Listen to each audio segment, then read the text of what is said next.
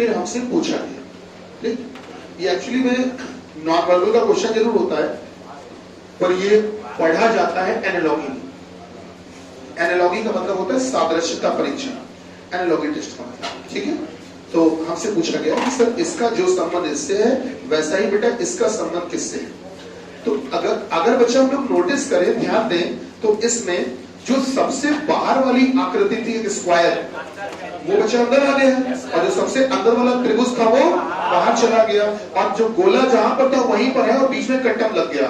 जल्दी से शुरू हो जाते हैं। तो सबसे बाहर क्या बना है बोलो, सबसे बाहर क्या बना है बोलो, हाँ वर्ग बना दिया बेटा आपने, हाँ बीच में गोला, इसके अंदर बेटा पंचभुज या पेंटागन बना सकते हैं, बिल्कुल सर, और बीच में कट्टम लगा दें। ठीक है, इसी प्रकार से जैसे हमसे एक और क्वेश्चन पूछा गया, हमसे ऑप्शन दिए जा रहे हैं, ऑप्शन दिए गए, लिख कर दिया गया बेटा हमको 15 पहला ऑप्शन, दूसरा ऑप्शन दिया गया सर, उसमें कहा गया, उसमें दूसरे ऑप्शन में हमको लिख कर दिया गया बेटा 9, तीसरे ऑप्शन में लिख कर दिया गया सर, तीसरे ऑप्शन में बेटा लिख कर दिया गया हमको, तीसरे में लिख कर दिया गया बेटा वो दिया गया 6, और फिर हमको लिख कर दिया गया बेटा, फिर हमको लिख कर दिया गया बेटा, फिर दिया गया 2, और हमसे पूछा गया कि भाई इनमें से अलग कौन सा है। 2, 9 तो नहीं है, 2 किस लिए, आभास संख्या, और 9 किसी का स्क्वायर भी तो है, फिर नहीं, वही मैं जानना चाहता हूँ। आपने 2 बताया, हम आपकी बात से पूरा सहमत है, इत्तेफाक रखते हैं, बिल्कुल सही बात है, पर 9 क्यों नहीं, हम ये जानना चाहते हैं। अच्छा, 9 के साथ लॉजिक है कि नहीं, 9 भी तो किसी का स्क्वायर है बेटा, ये भी तो एक वजह रखता अपने आप में। अब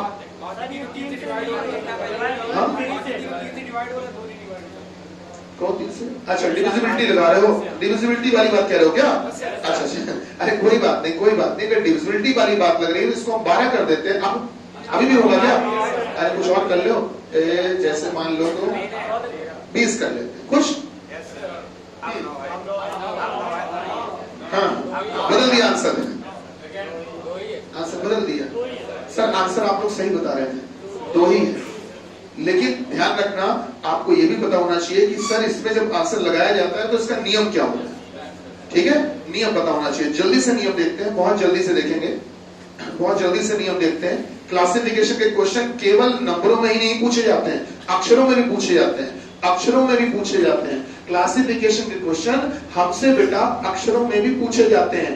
जैसे पहला दे दिया गया हमको, एक ऑप्शन दिया गया, वो दिया गया AC, दूसरा ऑप्शन दिया गया हमको बेटा, वो दिया गया बच्चा, पहला ऑप्शन दिया गया AC, दूसरा दिया गया बेटा PR, तीसरा ऑप्शन बेटा हमको दिया गया, वो दिया गया बेटा WY, और चौथा ऑप्शन दिया गया बेटा, वो हमको दिया गया, वो दिया गया बेटा DG, और पूछा गया कि भाई इनमें से अलग कौन सा।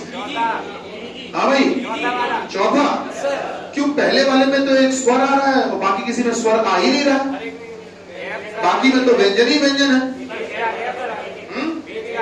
नहीं, गैप वाला लॉजिक बिल्कुल सही है, गैप वाला लॉजिक तो सही है कि सब में एक एक का गैप है या 2 का गैप है, लेकिन स्वर व्यंजन वाली बात भी तो बन रही है, उसको क्यों ना माने भाई? अगर गैप को माने तो उसको क्यों ना माने? मेरी बात समझ रहे हैं? तो इन सभी बातों के लिए बेटा हमको एक नियम सीख लेना है जल्दी से कि क्या क्रम होता है। तो बेटा संख्याओं में वर्गीकरण कैसे होता है? संख्याओं में वर्गीकरण, जल्दी से, छोटी सी टेबल है, एक बार पढ़ लेंगे तो हमेशा के लिए काम आएगी।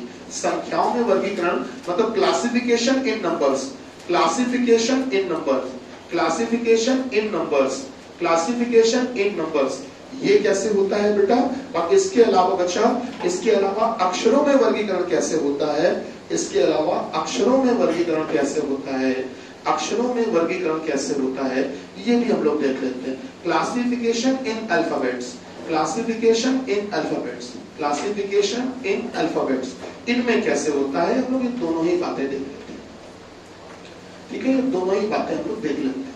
आइए सबसे पहले समझते हैं। ध्यान रखना बेटा, अक्सर हम सभी का एक स्वभाव होता है कि हम लोग जो चीज अभी ताजी पढ़ते हैं वो हमको ज्यादा याद रहती है, और जो हमने बहुत पहले पढ़ी थी वो हमको थोड़ा जल्दी याद नहीं आती।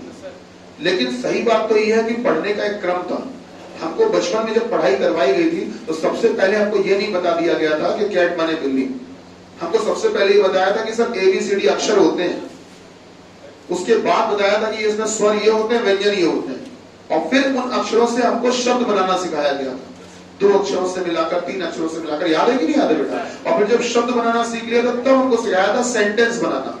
तो ध्यान रखिएगा, जिस क्रम से आपने बचपन में पढ़ाई पढ़ी है उसी क्रम से बेटा इनको डिफरेंशिएट भी करते हैं, उसी क्रम से इनको डिफरेंशिएट भी करते हैं। आइए देख लेते हैं कैसे। हमेशा ध्यान रखना, क्लासिफिकेशन जब भी नंबर्स में करोगे तो सबसे पहले आपको जो बचपन में पढ़ाया गया था वो था सम विषम। क्या पढ़ाया था बेटा? सम विषम, मतलब इवन ऑड। सबसे पहले इवन ऑड। ध्यान रखना, सबसे पहले आपको ये देखना होता है। कभी कभी बच्चे क्या करते हैं, मैंने देखा है कि वो पेपर में जब क्वेश्चन आया सॉल्व करके आ गए, बाद में जब आंसर की आती है वो मिलाते हैं तो वो ये कहते हैं ले हमारे हिसाब से तो ये होगा, पता नहीं है उन्होंने क्यों बता दिया, उन्होंने गलत आंसर बताया, अब हम ऑब्जेक्शन डालेंगे, बवाल करेंगे। तो ठीक है, बवाल करोगे वो अपनी जगह सही है, लेकिन आपको बता दें आपको नियम पता होगा तो आप कभी बवाल नहीं करेंगे, क्योंकि आपको लॉजिक क्या ठीक लग रहा मायने नहीं रखता, लॉजिक एक्चुअल में क्या होता है वो मायने रखता है। तो सबसे पहले बेटा नंबरों में देखना तो सम विषम देखना। उसके बाद में आता है विभाज्यता और अभाज्यता। विभाज्यता और अभाज्यता मतलब नंबर्स जो कॉम्पोजिट हो, नंबर्स जो प्राइम हो। विभाज्य मतलब कि जो नंबर किसी से कटे, और अभाज्य मतलब जो किसी से भी ना कटे, मतलब खुद से कटे और एक से कटे, जिनके केवल 2 ही गुणनखंड होते हैं। ठीक है, अब विभाज्यता में क्या आता है सर? ध्यान रखना, मैंने विभाज्यता पहले लिखा है, अभाज्यता बाद में लिखा है। विभाज्यता में क्या आता है सर? विभाज्यता में ये आता है कि जैसे हमने 4 ऑप्शन दिए, जैसे थोड़ी देर पहले आप लोग कह रहे थे ना, तो आपकी बात बिल्कुल सही थी उस जगह पे कि बेटा थोड़ी देर पहले हमने 4 ऑप्शन दिए, मान लो 15 दिया 3 से कट रहा है, सर 9 दिया 3 से कट रहा है, सर 12 दिया 3 से कट रहा है, लेकिन यहां मान लेते हैं 2 दिया, ये 3 से नहीं कट रहा है। तो विभाज्यता मतलब सब 3 से कट रहे हैं, ये नहीं कट रहा है, सब मान लो 4 से कट रहे हैं, ये नहीं कट रहा है, सब मान लो 5 से कट रहे हैं, ये नहीं कट रहा, कुछ भी मान सकते हो। तो विभाज्यता आपको चेक करनी शुरू करनी है, तो बेटा 2 से विभाज्यता तो यहीं पर चेक हो चुकी है। सम विषम का मतलब 2 से ही तो डिविजिबिलिटी चेक करते हो, तो 2 से तो चेक हो चुकी है, अब 2 से आगे चेक होती है। तो आप सबसे पहले 3 से चेक करना, फिर 4 से करना, फिर 5 से करना। तो जैसे 4 ऑप्शंस दिए गए, 4 ऑप्शंस में से 3 ऑप्शन ऐसे हैं जो 3 से कट रहे हैं और 1 ऑप्शन नहीं कट रहा है, तो वो आंसर होगा। फिर आप 4 से चेक कर लेना, फिर 5 से कर लेना, उसके हिसाब से आगे बढ़ते जाना। अगर मान लो आपको, अब ऐसी स्थिति में मान लो आपको ऑप्शंस दिए गए, ऑप्शंस में से बेटा एक ऑप्शन ये दिए गए और एक ऑप्शन यहां मान लेते हैं, हम यहां पर मान लेते हैं एक ऑप्शन हमको दे दिया गया, एक ऑप्शन हमको दे दिया गया बेटा, हाँ 20 लिखा था हम लोगों ने 20। अब अगर आप बच्चा देखोगे तो क्या 3 से ये 3 से कटेंगे? नहीं कटेंगे। क्या 4 से कटेंगे? क्या 5 से ये तीनों कटेंगे? 6 से कटेंगे तीनों? 7 से कटेंगे? सर नहीं कटेंगे। तो विभाज्यता वाला लॉजिक फेल हो गया। अब आप जाके अब चेक करना अभाज्यता। जब विभाज्यता वाला लॉजिक फेल हो जाए तब अभाज्यता चेक करना। तो आप जल्दी से बताओ इनमें कोई प्राइम नंबर है क्या? सर 2 प्राइम नंबर है, इसलिए आंसर हो गया 2। ठीक है, तो विभाज्यता अभाज्यता का नंबर इसके बाद आता है। ठीक, तीसरा, अगर विभाज्यता अभाज्यता से भी चेक ना हो पाए, अलग ना मिले, तब जाके नंबर आता है बेटा, हम लोगों को पढ़ाया गया था अगली क्लास में वर्ग और घन, याद है कि नहीं?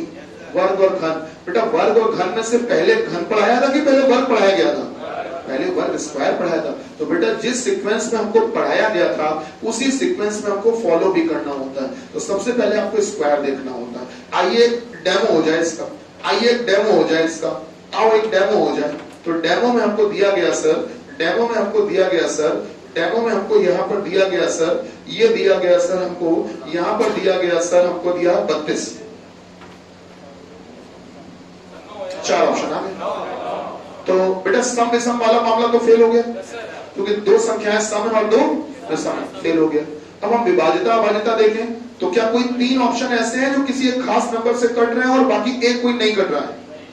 ऐसा भी फेल हो गया, फेल हो गया। अब हम लोग विभाज्यता में फेल हो गए तो अभाज्यता वाले पे जाए। अभाज्यता में जाए तो क्या कोई अभाज्य संख्या दिख रही? नहीं दिख रही है। तो जब विभाज्यता अभाज्यता फेल हो गया तब हम आगे बढ़ेंगे। अब नंबर किसका आएगा? वर्ग घन का। जल्दी बोलिए आंसर क्या? क्या बात समझ पा रहे हैं बेटा? ठीक है, अब थोड़ा सा आगे बढ़ते हैं। इसी को फिर से मैं क्वेश्चन के रूप में देने जा रहा हूं, इसी चीज को। क्वेश्चन है ये,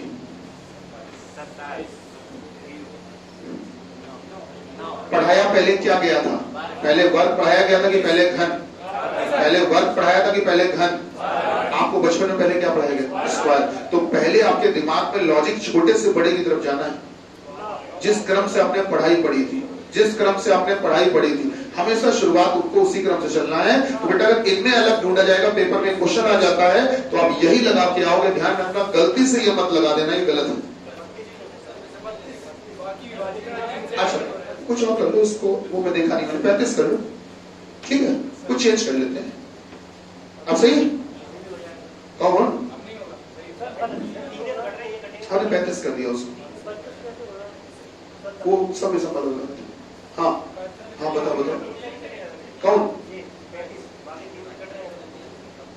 अरे कुछ और बना लो यार, अरे कुछ और बना लो, 49 कर लो यार, नहीं 49 नहीं कर लो तो कुछ और कर लो। 3 त्रिक 9 3 27, 4 चौको 16 चौको 64, 64 कर लो कुछ, या कुछ और कर लो जो तुम्हारी इच्छा है, 80 कर लो। मेरा कहने का मतलब, मेरा पर्पस क्या है? मेरा ये बताने का पर्पस है कि सर आप क्रम से चलेंगे तो जब बेटा विभाजिता और अभाजिता फेल हो जाए तब नंबर किसका आता है? वर्ग और घन का। वर्ग और घन में से भी पहले कौन? वर्ग। हाँ घन बाद में आता है, ध्यान रखना, ठीक है सर। स्क्वायर क्यूब के बाद में अगर मान लो स्क्वायर क्यूब वाला लॉजिक भी नहीं लग पाता, मान लो कभी नहीं लग पाता, तब बेटा हमको उसके आगे की क्लास में पढ़ाया गया था वर्गमूल और घनमूल। याद आ रहा है? हमको आगे क्लास में पढ़ाया गया था सर वर्गमूल और घनमूल, हमको रूट्स पढ़ाए गए थे, हमको आगे क्लास में रूट्स पढ़ाए गए थे। मान लो ये भी नहीं लग पाता है, तब आता है संख्या में अंकों का योगफल। अक्सर देखा है हमने कि सर बच्चे गलती क्या करते हैं, उनके जो मन में उनके पहले आ जाए उनके दिमाग में वो वही करते हैं, उनको इस टेबल से कोई मतलब नहीं होता, और यही सबसे बड़ी गलती होती है। वो क्या करते हैं, जैसे क्वेश्चन आया वो सीधे जोड़ना शुरू कर देते हैं। सर जी 1 को 5 को जोड़ दीजिए 6, 6 4 को जोड़िए 10, 3 5 को जोड़िए 8, तो सर जी ये विषम संख्या है, बाकी सब सम है। वो शुरुआती ऐसे कर देते हैं, गलत तरीका। संख्या में अंकों को जोड़ना, अंकों का योगफल, अंकों का सम जो है वो किया तो जाता है, मैं ये नहीं कह रहा हूं कि नहीं किया जाता है। सम ऑफ डिजिट्स, बेटा सम ऑफ डिजिट्स ये बच्चा किया तो जाता है, ये किया तो जाता है, लेकिन इसका नंबर बहुत बाद में आता है। जब ये सारे लॉजिक फेल हो जाए तब इसका नंबर आता है। सम ऑफ डिजिट्स, बात समझ रहे हैं बेटा? तब इसका नंबर आता है कि तब आप अंकों को जोड़ना। अगर अंकों को जोड़ने पर भी जुगाड़ फिट ना हो पाए, नहीं बन पाता है, तब आगे चल के आता है फॉर्मेशन ऑफ नंबर, या संख्या की बनावट, या कह सकते हो संख्या की बनावट, संख्या की बनावट, संख्या की बनावट, संख्या की बनावट, फॉर्मेशन ऑफ नंबर। ये बनावट क्या चीज होती है? बनावट के अंतर्गत ही आता है कि दर्पण प्रतिबिंब और जल प्रतिबिंब, दर्पण प्रतिबिंब और जल प्रतिबिंब, ये इसी के अंतर्गत आता है, ये इसी के अंतर्गत आता है। आपने देखा होगा कि जैसे बच्चे क्या करते हैं गलती में, जैसे उनको एक क्वेश्चन दिया गया, एक ऑप्शन दिया गया 1, फिर ऑप्शन दिया गया उनको 8, फिर उनको ऑप्शन दे दिया गया, मान लेते हैं, फिर उनको ऑप्शन दे दिया गया बेटा, मान लेते हैं 1 हो गया, 8 हो गया, फिर दे दिया गया बेटा 3, ठीक है, और उसके बाद में उनको एक ऑप्शन दे दिया गया, मान लेते हैं, फिर दे दिया गया ऑप्शन, मान लेते हैं बेटा ये दे दिया गया आपको 7, इस प्रकार से, ठीक, और कह दिया जाता है कि इनमें से अलग कौन सा है। तो लोग पता है क्या करते हैं, लोग ये टेबल ध्यान नहीं रखते, तो वो गलती क्या करते हैं, वो सीधे कह देते हैं सर जी हमारे हिसाब से आंसर मिल गया आपको। अब वो कह देते हैं आंसर क्या मिल गया, समझना, तुम्हारा ध्यान उधर जा रहा होगा। वो आंसर कह देते हैं 7 है। हमने कहा क्यों 7 है? बोले सर जी इसलिए 7 है कि आप एक का दर्पण प्रतिबिंब बनाएंगे तो बगल में दर्पण प्रतिबिंब आप मिरर इमेज बनाएंगे तो वही बनेगा, या जल प्रतिबिंब बनाइए तो नीचे भी वैसे ही बनेगा। अगर आप सर इसका जल प्रतिबिंब बनाएंगे तो वही बनेगा, 8 का जल प्रतिबिंब बनाएंगे तो वही बनेगा, 3 का जल प्रतिबिंब बनाएंगे तो वही बनेगा, लेकिन 7 का अगर जल प्रतिबिंब बनाएंगे तो सर बदल जाएगा। तो समझ रहे हैं, सर बदल जाएगा। उन्होंने कहा कि सर ये बदल जाएगा, तो सर जी इसलिए अलग। तो आप इस हिसाब से अगर देखोगे तो क्या 7 होना चाहिए? प्रतिबिंब में तो अलग लग रहा है, लेकिन ये प्रतिबिंब का नंबर, ये संख्या की बनावट जो है यार ये तो बहुत बाद में आती है, उससे पहले तो हमको ये सब ध्यान में रखना है। तो आप बताओ क्या ये सारे लॉजिक फेल हो चुके हैं क्या? नहीं सर, इनके हिसाब से चलेंगे तो सबसे पहले सम देखा जाता है, तो सबसे पहले सम फाइनल आंसर बोले बेटा यही सही है इसका। क्या बात समझ में आ रही है बेटा? ठीक है, सम विषम के हिसाब से आंसर हो गया 8। आपको टेबल को फॉलो करना है। और आपको बता दें, आप 2-4 क्वेश्चन लगाना, ज्यादा नहीं, 2-4 क्वेश्चन लगाओगे आपको अपने आप टेबल याद हो जाएगी। कोई बहुत मुश्किल काम नहीं है, ये बहुत मुश्किल काम नहीं है। 2-4 क्वेश्चन लगाओगे टेबल अपने आप याद हो जाएगी। और एक बार याद हो गई तो आपको बता दें आगे सीडीएस तक काम आएगी, हर एग्जाम में काम आती रहती है। वो आपको क्वेश्चंस अलग अलग तरीके से सीसेट में कभी पूछ लिए जाते हैं या किसी और एग्जाम्स में, एफकेट वगैरह में, तो वो सब में काम आ जाती है। चलिए अब आते हैं हम लोग अक्षर में। तो सबसे पहले देखा जाता है बेटा अक्षरों के बीच में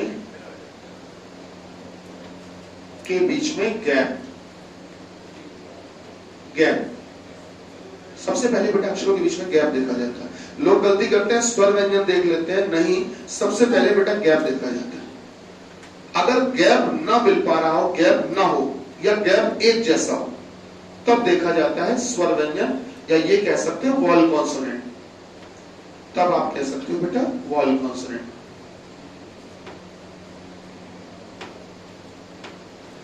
जब स्वर व्यंजन वाला लॉजिक भी फेल हो जाए तब नंबर आता है बेटा, तब नंबर आता है कोडिंग डिकोडिंग का। कोडिंग डिकोडिंग, ये नहीं कि शुरुआत में ही कोडिंग डिकोडिंग कर दो, आपको ऑप्शन दिए जाए सबकी कोडिंग लिख दो ऊपर, नहीं, कोडिंग डिकोडिंग का नंबर अब आता है।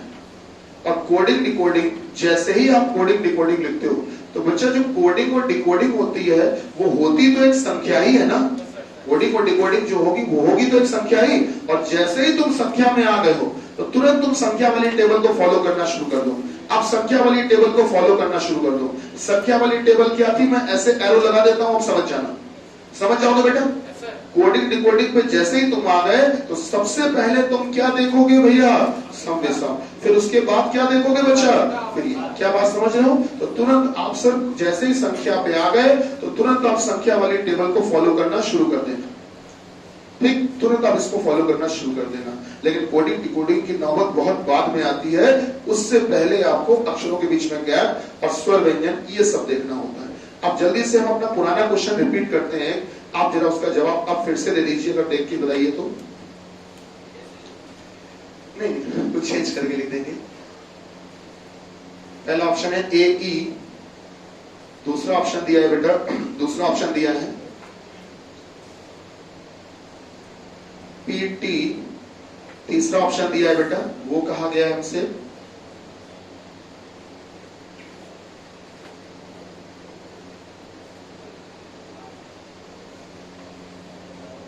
एमक्यू, और चौथा दे दिया है, मान लेते हैं वो दिया है बेटा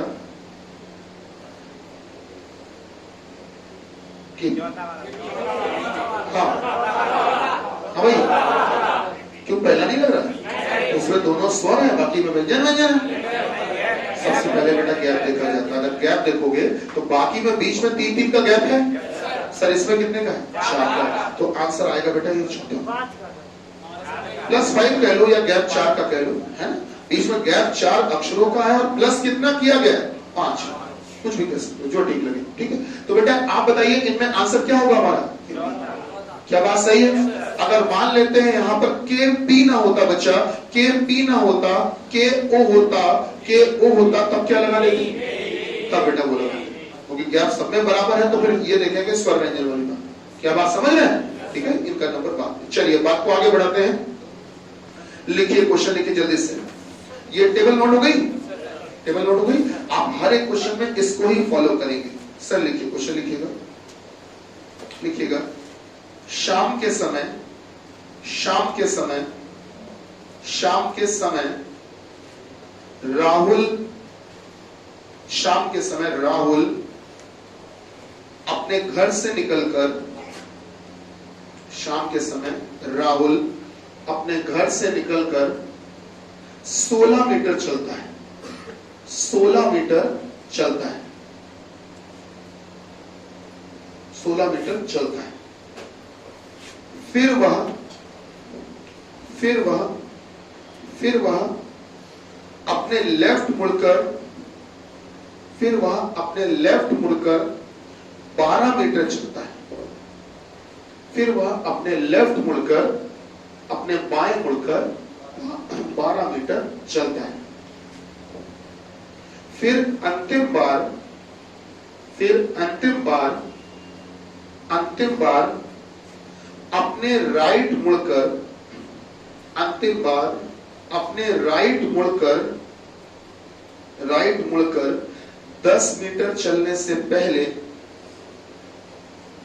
अंतिम बार अपने राइट मुड़कर 10 मीटर चलने से पहले, 10 मीटर चलने से पहले अपने लेफ्ट मुड़ता है, अपने लेफ्ट मुड़ता है, अपने लेफ्ट मुड़ता है और 6 मीटर चलता है, और 6 मीटर चलता है, 6 मीटर चलता है। ठीक है बेटा, फुल स्टॉप लगाइएगा, पूर्ण विराम लगा के आगे लिखिएगा। यदि अंत में वह देखता है, यदि अंत में वह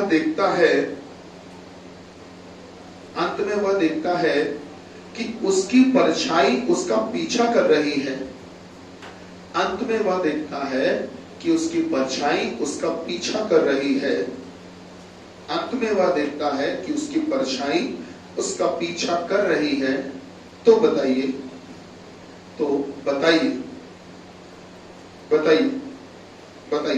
बेटा डैश लगाइएगा। सर डैश लगा के नई लाइन से लिखेंगे, डैश लगा के नई लाइन से बच्चा लिखेंगे, नई लाइन से हम लोग लिखेंगे, नई लाइन से लिखिए बेटा पहला, नई लाइन से लिखिए बेटा पहला लिखिएगा। उसने घर से यात्रा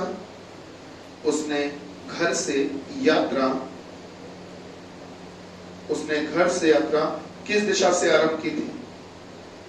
उसने घर से यात्रा किस दिशा से आरंभ की थी?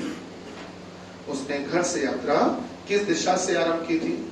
लिखा बेटा, घर से यात्रा किस दिशा से आरंभ की थी। और दूसरा लिखिएगा, दूसरा लिखिए, उसके अंतिम बिंदु के सापेक्ष, उसके अंतिम बिंदु के सापेक्ष, उसके अंतिम बिंदु के सापेक्ष उसका प्रारंभिक बिंदु,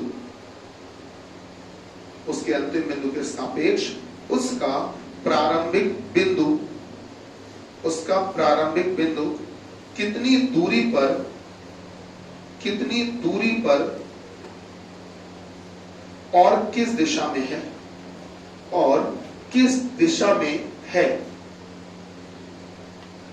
बेटा लिख लिया, उसके अंतिम बिंदु के सापेक्ष उसका प्रारंभिक बिंदु कितनी दूरी पर और किस दिशा में है। चलिए फटाफट देख लेते हैं सर। दिशाएं अपने पास में ये होती हैं 4 दिशाएं।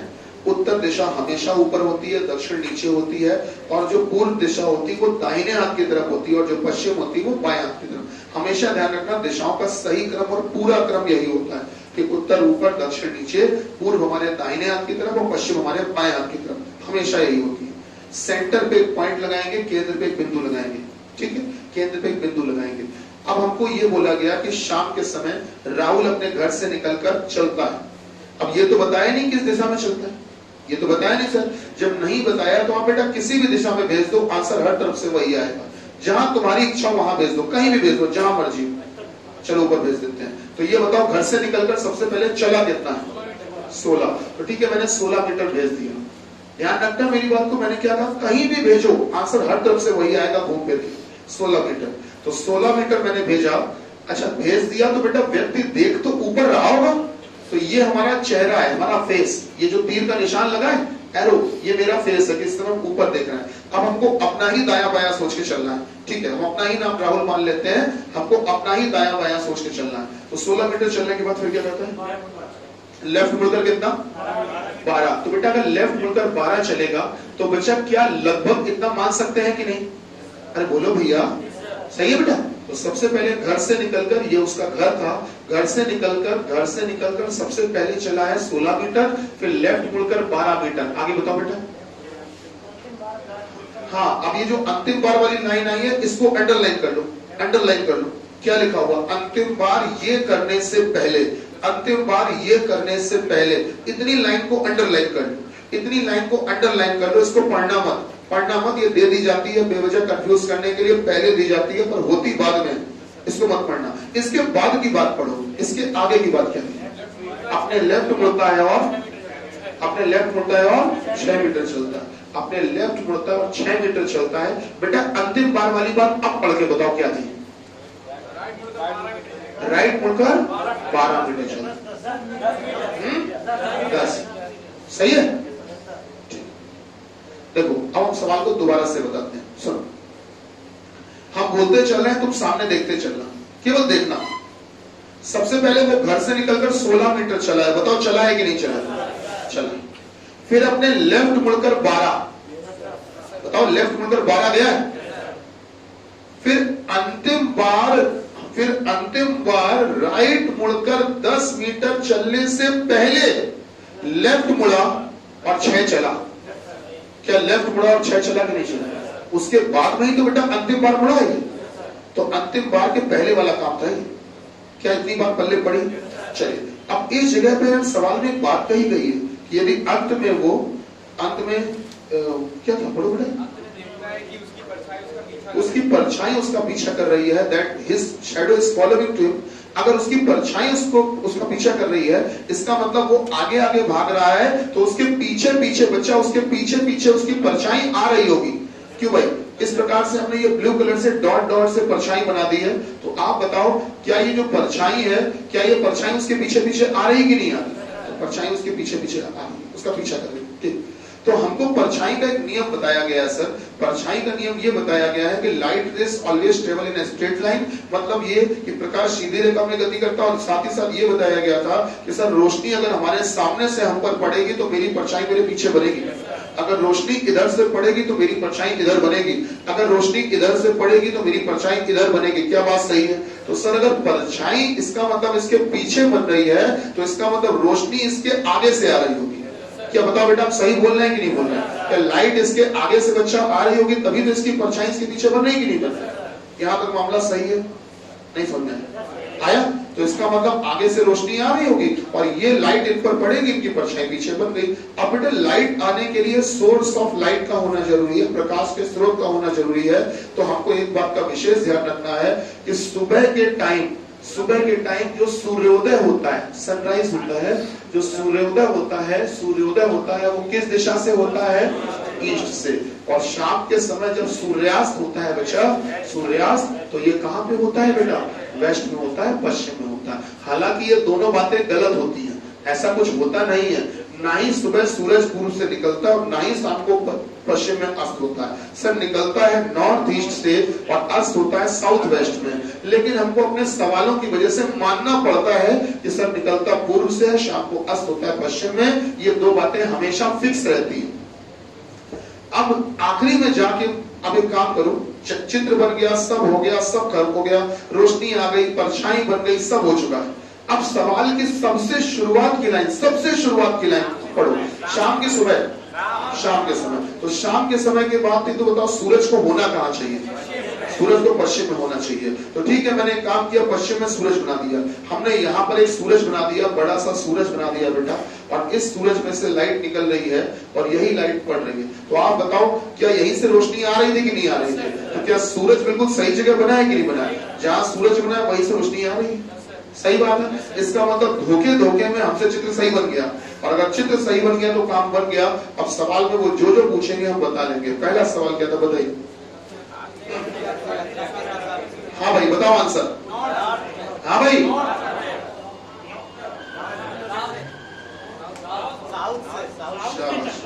एक एक अक्षर का सम्मान करो। अच्छा, दो लाइनें बोल रहे हैं, आप बताना कि दोनों में कोई अंतर है क्या? उसने घर से यात्रा किस दिशा,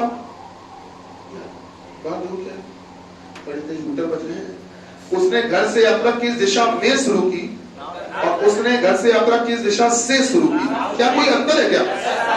उसने घर से यात्रा किस दिशा में शुरू की और उसने घर से यात्रा किस दिशा से शुरू की? क्या कोई अंतर है क्या? सब जमीन आसमान का अंतर है। उसने किस दिशा में शुरू की? नॉर्थ में। तो बेटा अगर नॉर्थ में जा रहा है, शुरुआत में अगर नॉर्थ में गया है तो कहीं से आया भी तो है। कहां से? साउथ से। कहां में? नॉर्थ में। क्या बात समझ रहे हैं? अब अपने सवाल में बताओ, से पूछा है कि में पूछा है? से। तो बेटा किस दिशा से शुरू की है? साउथ। तो पहले का आंसर आएगा साउथ। अगर पूछा होता कि किस दिशा में शुरू की है तो नॉर्थ। नहीं समझ में आया? बिल्कुल नहीं आया। थोड़ा बहुत आया कि उसने घर से यात्रा किस दिशा से स्टार्ट की थी बेटा? साउथ से। आओ दूसरा देखते हैं। दूसरा क्या था? प्रारंभिक बिंदु। तो बेटा अंतिम बिंदु ये है, यात्रा यहाँ पर कंप्लीट हुई थी और शुरुआत यहाँ से हुई थी। तो सर इन दोनों को मिला लें, और मिला लेते हैं, ठीक है। अब शॉर्टेज डिस्टेंस कॉल्ड डिस्प्लेसमेंट, न्यूनतम दूरी को ही विस्थापन कहते हैं, तो ये विस्थापन हम निकाल लेते हैं। तो अब ये तिरछी दूरी हमको चाहिए है, तो उसके लिए यहां से बेटा एक परपेंडिकुलर ड्रॉ कर लेते हैं, एक लंब खींच लेते हैं। तो बच्चा ये बताओ, अगर ये 12 तो ये नीचे भी 12, अगर ये 6 तो ये भी 6, वैसे पूरी थी कितनी 16 में से 6 निपट गया, बचा कितना 10। भैया बात सही है। अब आप त्रिभुज पी क्यू आर में पाइथागोरस थ्योरम लगा सकते हो ना अपने हिसाब से। तो 12 ये 10 ये, तो ये तो हो गई 22 और ये कितनी है 10। तो अगर ये निकालना हो तो अंडर रूट 22 का स्क्वायर और प्लस 10 का स्क्वायर। क्या बेटा यही होगा कि नहीं होगा? जल्दी बताओ कितना, जोड़ जाके बताओ, सब जोड़ जाके फाइनल 584। ये आ गया बेटा 584। बात समझ में आ रही है? तो बेटा दूरी आ गई रूट 584। अपने हिसाब से रूट से कुछ बाहर निकले तो निकाल लेना, वो बात की बात है। अब हमको ये बताओ, अंतिम बिंदु से प्रारंभिक बिंदु देखना है बेटा, अंतिम बिंदु के सापेक्ष प्रारंभिक बिंदु, लास्ट पॉइंट के रिस्पेक्ट में उसका स्टार्टिंग पॉइंट। तो बताओ यात्रा जो शुरू हुई थी, यात्रा जो शुरू हुई थी बेटा, यात्रा जो शुरू हुई थी वो आर से शुरू हुई थी कि पी से शुरू हुई थी? आर से। तो बेटा आर से चलते चलते ही तो यहां तक पहुंचे थे। तो आपको अंतिम बिंदु के सापेक्ष प्रारंभिक बिंदु निकालना है। तो आप अंतिम बिंदु पे खड़े हो जाओ, पी पर खड़े हो जाओ और इस शुरुआत वाले बिंदु को देखो। तो बेटा इस पर खड़े होकर अगर इसको देखोगे तो दिशा कौन सी होगी? South east. दिशा होगी साउथ ईस्ट या दक्षिण पूर्व। सही है। तो इस वाले क्वेश्चन का आंसर सेकंड वाले का आएगा। ये बेटा इधर जा रहा है तिरछा, ये दिशा, और ये दिशा किसके किसके बीच में हुई? साउथ और ईस्ट के बीच में।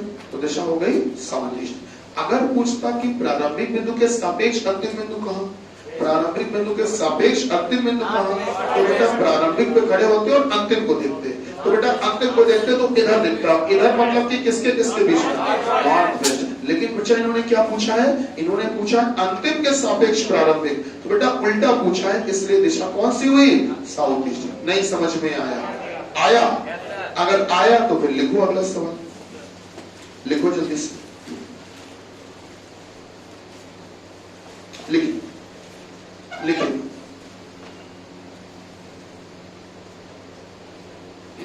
लिखिएगा।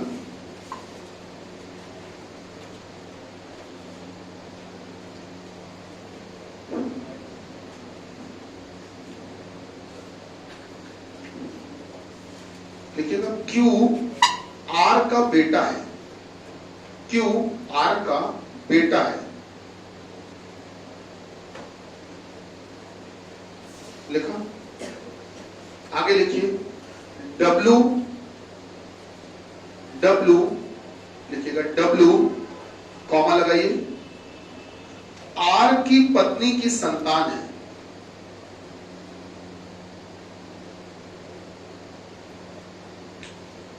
R की पत्नी की संतान है। बेटा लिखा? संतान है। आगे लिखिए, लिखिएगा लिखिएगा के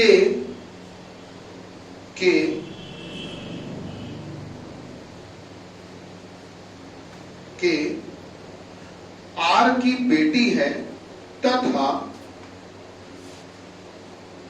तथा तथा तथा तथा तथा W की इकलौती बहन है, तथा W की इकलौती बहन है।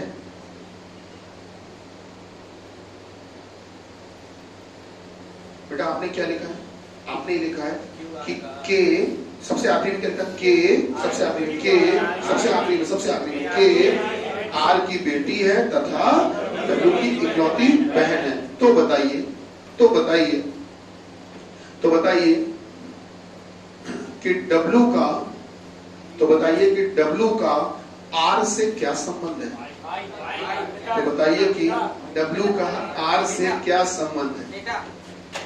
तो बताइए कि W का R से क्या संबंध है? यह रिश्ता क्या कहलाता है?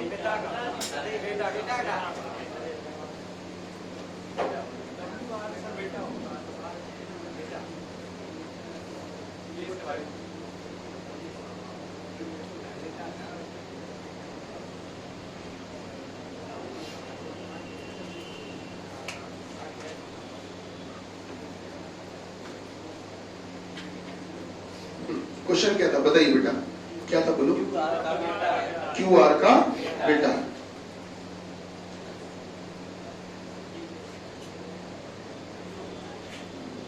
आप मुझे बताइए बेटा, क्या आपको बात देखने में ठीक लग रही है? जो क्यू है क्या वो आर का बेटा है कि नहीं? ध्यान रखिए, जिसकी तरफ ये तीर का निशान होता है, एरो होता है, हमेशा ये रिश्ता उसी के लिए बोला जाता है। ब्लड रिलेशन आप अपने अपने तरीके से अलग अलग तरीके से सॉल्व करते हैं, करिए, अच्छा रहता है, बढ़िया रहता है। और उन सभी के साथ में ये भी एक तरीका आप शामिल कर सकते हैं कि जो क्यू है वो आर का बेटा है, तो हमने जो तीर का निशान लगाया बच्चा, एरो लगाया, वो क्यू की तरफ लगाया, तो जो क्यू है वो आर का बेटा हो गया। ठीक बेटा, बेटा एक जो बेटा है, बेटा मतलब कि पुरुष होगा, तो हम लोग बच्चा पुरुष को दिखा रहे हैं प्लस से और महिला को माइनस से, ये हम लोगों ने अपनी तरफ से निशान मान लिया। ठीक है, आप बताइए डब्ल्यू क्या था? डब्ल्यू की संतान है, तो आर की पत्नी की संतान है, आर की कोई वाइफ होगी और उन वाइफ की संतान कौन है बेटा? डब्ल्यू है। तो सर मैंने यहाँ पर लिख दिया डब्ल्यू। ठीक है, अच्छा अगर आर की कोई पत्नी है तो वो तो महिला होगी, सही बात है, और अगर वो महिला होगी तो स्वाभाविक है कि जो आर होगा वो पुरुष होगा, पति पत्नी होंगे ना, इस हिसाब से। चलिए बात को आगे बढ़ाते हैं। अच्छा एक बात बताओ, थोड़ी देर के लिए एक बात बताओ, संतान का मतलब लड़का, संतान का मतलब लड़की? कुछ भी हो सकता है, कुछ भी हो सकता है। चलिए आगे बढ़ते हैं, आगे कहते हैं के आर की बेटी है, बहुत बढ़िया बात है। आपने ये लिखा है सर, आपने ये लिखा है सर कि जो के है वो आर की बेटी है, जो के है वो आर की बेटी है, जो के है वो आर की बेटी और साथ ही साथ डब्ल्यू की इकलौती बहन भी है। तो डब्ल्यू की इकलौती बहन है, डब्ल्यू की ओनली सिस्टर है, इकलौती बहन है, इकलौती बहन है। आप बताइए आपके हिसाब से बेटा डब्ल्यू की इकलौती बहन मैंने सही बनाया? ठीक है बेटा, अच्छा डब्ल्यू की इकलौती बहन है, ठीक है, तो मैंने लड़की बना, लड़की लिखी बस।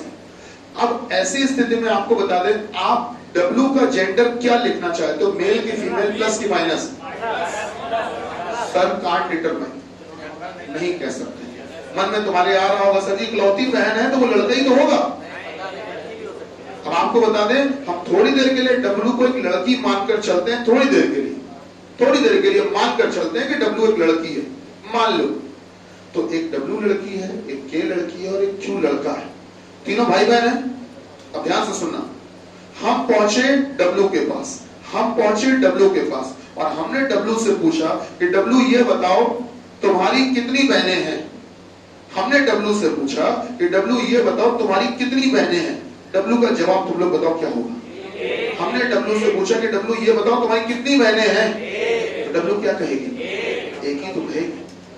क्या डब्ल्यू खुद को भी गिन लेगी क्या? हमने डब्ल्यू से पूछा तुम्हारी कितनी बहनें हैं, तो बताओ केवल एक बहन है कि नहीं? एक ही बहन। अब दूसरा सवाल सुनो, डब्ल्यू तुम कितनी बहनें हो? दो। तो जवाब दो आया। इसका मतलब कि अगर डब्ल्यू लड़की हो तो भी तो उसकी एक ही बहन हो सकती है कि नहीं हो सकती है? क्या हो सकती है कि नहीं हो सकती है? तो बेटा डब्ल्यू अगर लड़की हो जाए तो भी तो उसकी इकलौती बहन क्या हो सकती है?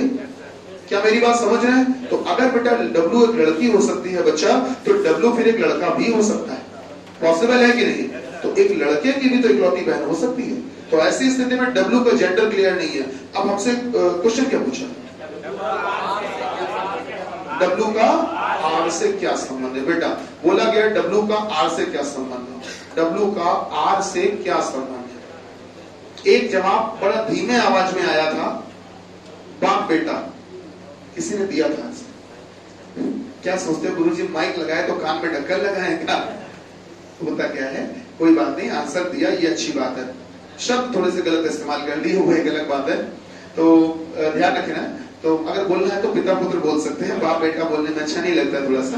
क्या दूसरी बात यह है कि इस बात को भी सुधरवा देते हैं कि आंसर आपको देना क्या होता है। तो डब्ल्यू का आर से क्या संबंध है? डब्ल्यू का आर से क्या संबंध है? क्या संबंध है? ध्यान रखना बेटा, बच्चे इसमें गलती कर देते हैं अक्सर कि सर बताना किसका रिश्ता है। तो मैं आपको एक बढ़िया जुगाड़ बताता हूँ, जिसके साथ में से लिखा हो, जिसके साथ में से लिखा हो, जिसके साथ में से लिखा हो, उसका रिश्ता कभी नहीं बताया जाता, कभी नहीं बताया जाता, कभी नहीं बताया जाता। तो फिर बताना किसका है? डब्ल्यू का, कि बस डब्ल्यू क्या लग रहा है ये बता दो। तो जो डब्ल्यू है वो क्या लग रहा है? आर का। बताओ बेटा, तो बेटा या बेटी या संतान भी कह सकते हैं। तो आंसर आपका आएगा संतान कह लो, चाहे ये कह लो कि बेटा या बेटी। क्या मेरी बात समझ रहे हैं? ठीक, अगर सवाल ये होता बेटा, अगर सवाल ये होता W से R का क्या संबंध है, अगर बच्चा सवाल ये होता, अगर सवाल ये होता बेटा, तो जल्दी से बताओ रिश्ता किसका बताना है? R का बताना है, R का बताना है। जिसके साथ में से हो उसका कभी रिश्ता मत बता देना गलती से, बताना किसका है? R। अब बताओ बेटा कि R जो है वो क्या लग रहा है बेटा, चाहे W लड़का हो चाहे लड़की, कुल मिला के कहेगी तो पापा ही, कहेगा तो पापा ही। तो भैया अगर इस सवाल की बात करें तो बच्चा इसका आंसर क्या आएगा? पिता। और बेटा इसका आंसर क्या आया? बेटा या बेटी, या तय नहीं कर सकते या संतान कह सकते। क्या बात सही है? अच्छा, अब हम थोड़ी देर के लिए इस सवाल को फिर से, मतलब इसी चीज को एक सवाल इसमें और पूछ रहे हैं कि बताइए W और K में क्या संबंध है? W और K में क्या संबंध है? W और K में क्या संबंध है? कि में क्या संबंध है? W और K में क्या संबंध है? तो बताओ बेटा। रुको, सॉरी, R और K में, हाँ ये R और K में, R और K में, R और K में, R और K में, देख तो ले R कहाँ है? R और K में क्या संबंध है? पिता पुत्री। जब बेटा R और K में संबंध पूछा है ना, में, तो में मतलब उनके बीच में, तो R और K के बीच में क्या संबंध है? पिता पुत्री। अगर पूछा होता कि R का K से क्या संबंध है? पिता। K का R से क्या संबंध है? पुत्री। और R और K में क्या संबंध है? पिता पुत्री। क्या तीनों का जवाब अलग है? बात सही हुई है? चलिए बात को आगे बढ़ाते हैं। लिखिए अगला सवाल, लिखो बेटा अगला सवाल लिखो, लिखिएगा। किसी पंक्ति में राहुल का स्थान, किसी पंक्ति में राहुल का स्थान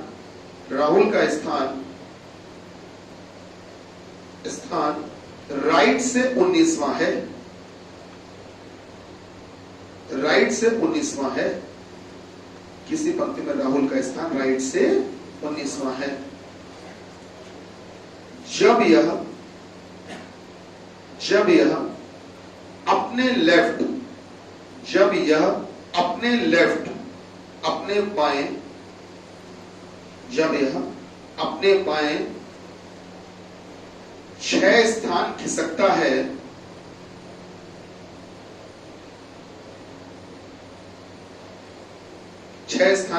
है, तो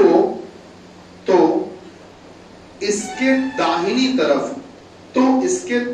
तरफ, तो इसके राइट साइड में, तो इसके दाहिनी तरफ बैठे बच्चों की संख्या, तो इसके दाहिनी तरफ बैठे बच्चों की संख्या, तो इसके दाहिनी तरफ बैठे बच्चों की संख्या, दाहिनी तरफ बैठे बच्चों की संख्या, कॉमा लगाइए, कॉमा, इसके बाईं तरफ बैठे बच्चों की संख्या का,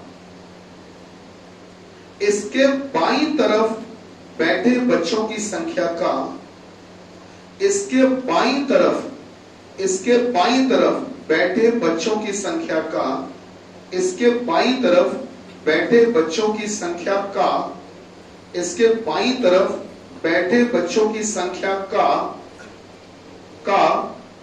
8/3 गुना, 8/3 गुना हो जाती है, 8/3 गुना हो जाती है, 8/3 गुना हो जाती है।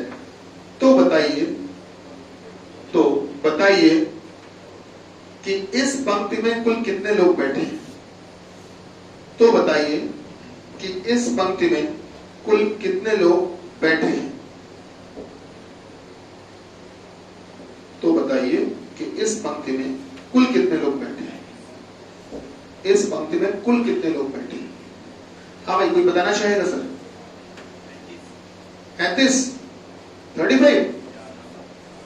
चलिए हम शुरू करते हैं। बेटा ध्यान दो बच्चा, देखो आपने एक पंक्ति बनाई सर, ठीक है, इसमें बहुत सारे लोग बैठे हैं।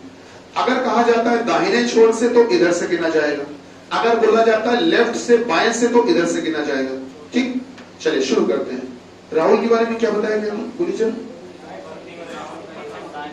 दाएं से 19वां।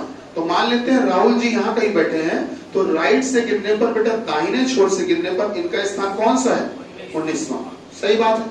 हमेशा ध्यान रखना, जब भी किसी पंक्ति में लोग बैठते हैं तो हमेशा ऊपर देख रहे होते हैं। हमेशा आपसे चाहे क्वेश्चन में बोले चाहे ना बोले, आपको हमेशा ऊपर ही दिखवाना है। ठीक, तो चलिए राहुल भाई साहब भी ऊपर ही देख रहे होंगे। अब हमसे ये कहा गया कि जब राहुल अपने लेफ्ट खिसकता है, अपने बाईं तरफ खिसकता है, कितने स्थान? 6 स्थान खिसकता है। तो बेटा राहुल जब अपने बाईं तरफ 6 स्थान खिसकेगा तो ध्यान देना बेटा, 1 2 3 4 5 और इस छठी कुर्सी पर बैठ जाएगा। छठी कुर्सी पर बैठ जाएगा। 6 स्थान खिसकने का मतलब ये नहीं होता है कि 6 लोगों के बाद बैठेगा, नहीं, छठी कुर्सी पर बैठ जाएगा। तो इस छठी कुर्सी पर बैठ जाएगा तब, पढ़िए, तब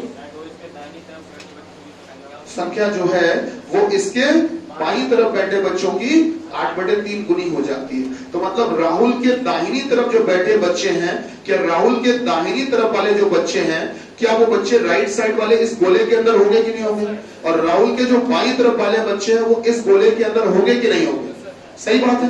राहुल के लेफ्ट साइड वाले बच्चे ये हैं और राहुल के राइट साइड वाले बच्चे ये हैं। तो इन्होंने हमसे एक बात कही कि सर जो ये लेफ्ट वाले बच्चे हैं, ये जो लेफ्ट वाले बच्चे हैं, इनका 8/3 गुना बराबर ये हो जाता है। बोलो हम सही बोल रहे हैं कि नहीं बोल रहे हैं? सर ये जो बाईं तरफ बैठे बच्चे हैं, इनका 8/3 गुना बराबर राइट के हो जाता है। तो अब ये देख लो कि राइट में है कितने टोटल? 24 है। तो मतलब बराबर 24 हो जाता है। तो बेटा अगर 24 हो जाता है तो ये 8/3 उधर जाके उल्टा हो जाएगा। तो आप बताओ लेफ्ट की वैल्यू निकाल सकते हो कि नहीं? 9 निकल आएगी, नहीं निकल पाएगी? नहीं निकल पाएगी। अरे कहो तो हम गुणा भाग करके बताएं। सही है सर, 9। इसका मतलब लेफ्ट में कितने बैठे हैं बच्चा? 9 बैठे हैं। और राइट में टोटल कितने बैठे थे? आप गिन भी सकते हो बेटा। भाई यहां तक कितनी कुर्सियां थी? 19। 19 के बाद 20 21 22 23 24। इस गोले के अंदर थी कितने टोटल बच्चे? 24। तो बेटा 24 बच्चे ये बैठे हैं, 9 बच्चे ये बैठे हैं, एक राहुल भी तो है। सर टोटल हो गए 9 + 1 + 24 कितना आया? 34। यही आंसर है। जल्दी से नोट करो, जल्दी से नोट करिए बेटा।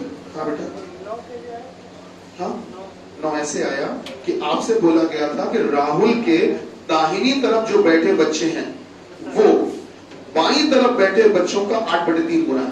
तो बाईं तरफ x मान लेते हैं, तो x का 8/3 बराबर 24। तो x का मान आ जाएगा बेटा, उसको उल्टा करके गुणा कर दे 9 और x का मान तो यहाँ कर देंगे। ठीक है बेटा, जल्दी से इसको कुछ नोट करने वाला और नोट करो, फिर हम लोग आगे बढ़ते हैं। क्या हुआ?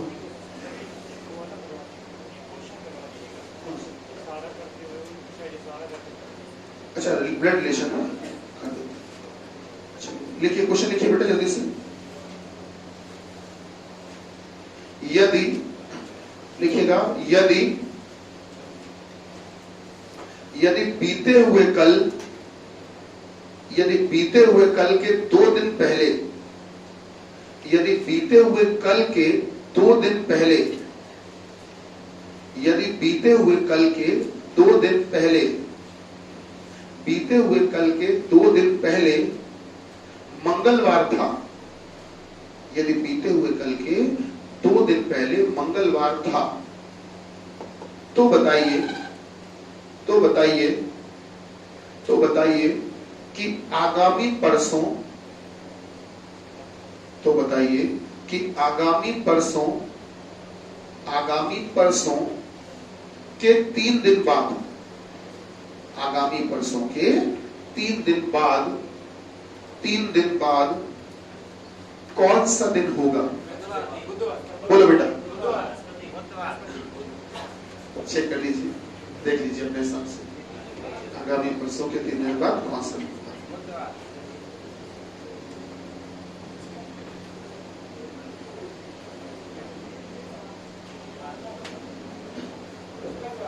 हाँ भाई,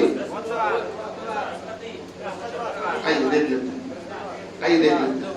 आइए तरीका देखते हैं। आज के बाद इसमें कभी डाउट नहीं रहेगा, इस तरह के सवालों में कभी गलती नहीं होगी। ध्यान देना बेटा, कभी भी शुरुआत करना तो आज से करना।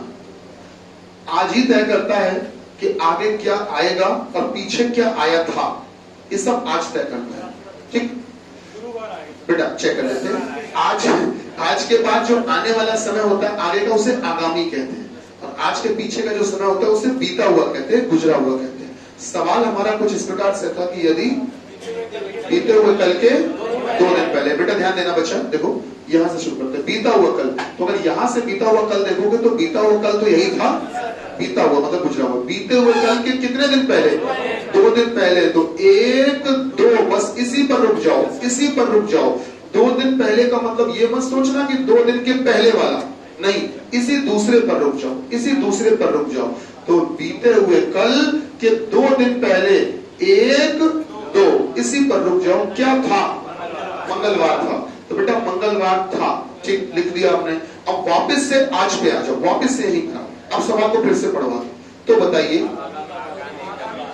कि आगामी परसों, बेटा आगामी परसों। अब यहीं से शुरू करके फिर से देखना पड़ेगा आगामी परसों क्या है। ये नहीं कि अब तुम यहां से आगामी परसों देखो, नहीं, कहानी हमेशा आज से ही चलेगी। तो अब यहां से देखो तो आगामी परसों मतलब आने वाला परसों, डे आफ्टर टुमारो। तो अब यहां से देखोगे तो आगामी परसों का मतलब हुआ आने वाला कल और फिर आने वाला परसों।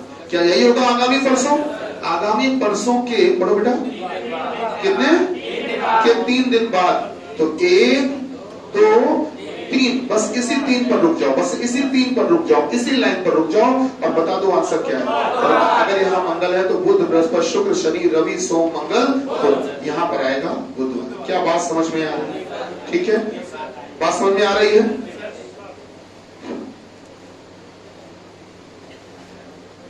ये डाउट यहां से खत्म हो जाएगा।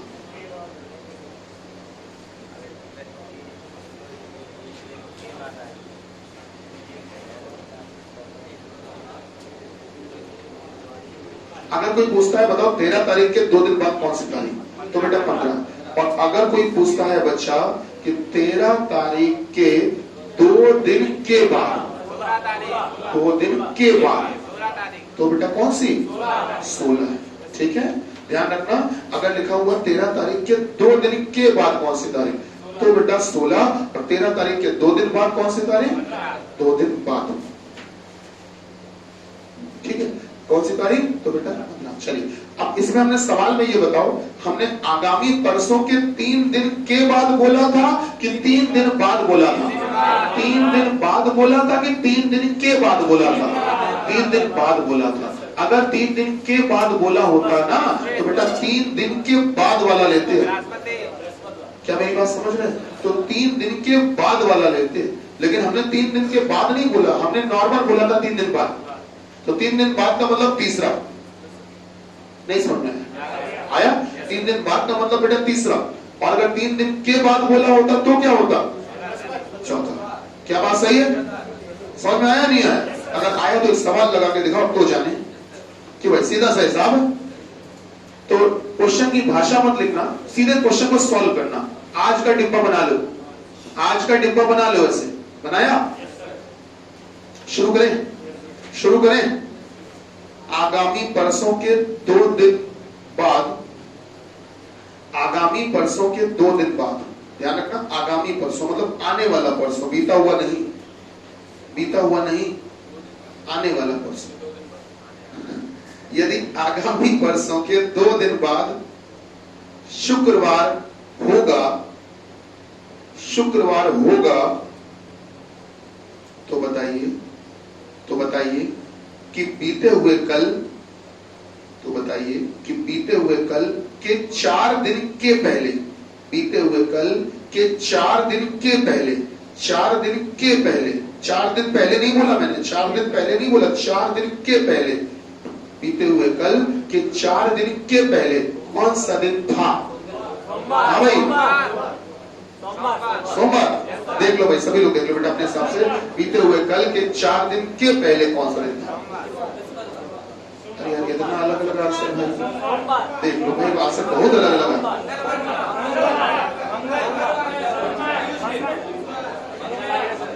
हाँ, मंगल, मंगल की आबादी ज्यादा लग रही है। और ट्राई कर लेते हैं बेटा। सवाल अपना कुछ इस प्रकार से था कि यदि आगामी, क्या था बेटा? आगामी परसों के 2 दिन बाद ना, हाँ, आगामी परसों के 2 दिन बाद, चलो कोई नहीं देख लेते हैं। आगामी परसों का मतलब आने वाला कल, आने वाला परसों, आने वाले परसों के 2 दिन बाद, 1 2, यहां पर कौन सा दिन होगा? फ्राइडे होगा। तो बताइए कि बीते हुए कल, अब यहीं से चलना पड़ेगा, तो बीता हुआ कल तो ये हो गया कि 4 दिन के पहले, 1 2 3 4 के पहले, तो क्या यहां पर आकर रुकेंगे कि नहीं रुकेंगे? बस इतना पीछे आना, वहां से आगे बेटा, शुक्रवार से एक करके पीछे आओ। शुक्रवार के पहले बृहस्पति, फिर बुध, फिर मंगल, फिर सोम, फिर रविवार, फिर शनिवार, शुक्रवार, बृहस्पतिवार, बुधवार। सही है बेटा, मंगल सही है, शाबाश। एक सवाल और करो, उसके बाद बस करते हैं आज के लिए। बोले? लिखिए। एक तस्वीर की ओर इशारा करते हुए, एक तस्वीर की ओर इशारा करते हुए, एक तस्वीर की ओर इशारा करते हुए ए बी से कहता है, एक तस्वीर की ओर इशारा करते हुए ए बी से कहता है, एक तस्वीर की ओर इशारा करते हुए ए बी से कहता है, ए बी से कहता है कि वह मेरी माता के बेटे, मेरी माता के बेटे, मेरी माता के बेटे की बहन के पिता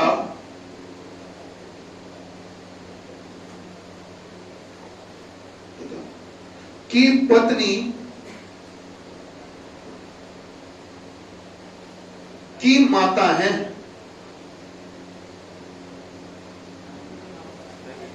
माता है। तो बताइए कि तस्वीर का, तो बताइए तस्वीर का बी से क्या संबंध है? तो बताइए, नहीं, तो तस्वीर का ए से क्या संबंध है? तस्वीर का ए से क्या संबंध है? ए से, ए लिख लेना बेटा, ए। तस्वीर का ए से क्या संबंध है? बताओ बेटा, तस्वीर का ए से क्या संबंध है? नानी, पक्का? जो तस्वीर है वो ए की नानी लग रही है कि नहीं लग रही? लग रही है।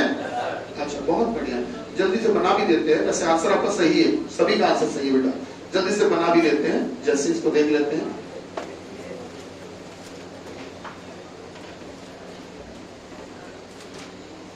एक तस्वीर का परिचय देते हुए ए बी से कहता है। अब बी की कोई जरूरत नहीं है, बेवजह में बी खामखा बैठे हुए हैं, ठीक है।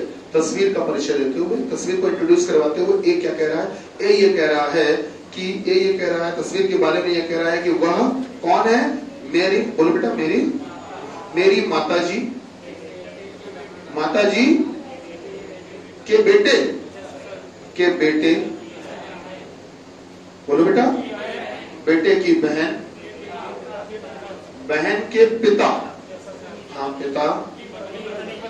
पिता की पत्नी। तो इनकी पत्नी जो होगी वो यही होगी कि पत्नी की माता है। तो पूछा गया कि बताइए कि तस्वीर का ए से क्या संबंध है?